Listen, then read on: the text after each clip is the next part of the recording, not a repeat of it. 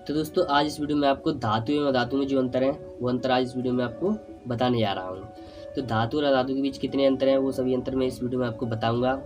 वैसे यह प्रश्न परीक्षा में 4 अंक का पूछा जाता है तो आपको केवल 4 अंतर लिखने होते हैं। तो इस वीडियो में आपको इसके 6-7 अंतर हैं उनको आज मैं बता दूंगा। आपको जो भी अच्छे लगे वो याद कर लेना।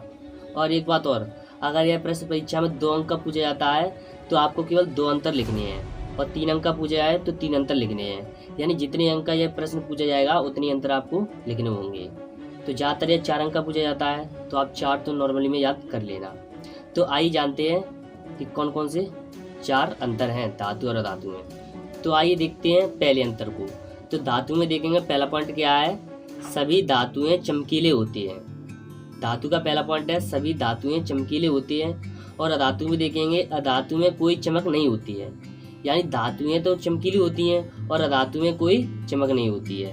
तो इसका पहला अंतर हो चुका है। अब इसका दूसरा अंतर, तो दूसरा अंतर है इसमें धातु में देखेंगे सभी धातुएं ऊष्मा और विद्युत की सुचालक होती हैं। और इस तरफ देखेंगे अधातु में अधातु ऊष्मा और विद्युत के कुचालक होती है।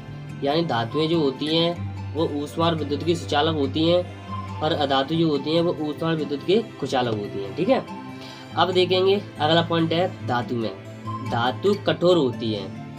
और इस तरफ देखेंगे अधातु में अधातु अक्सर भंगुर होती है, या फिर ऐसे भी लिख सकते हैं अधातु कठोर नहीं होती हैं।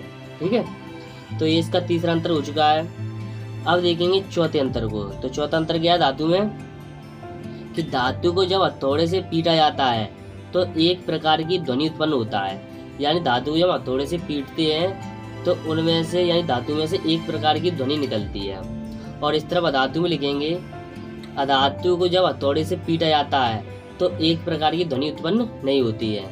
यानी अधातु हम हथौड़े से पीटते हैं तो इसमें से एक प्रकार की ध्वनि नहीं निकलती है। अब है इसका अगला पॉइंट।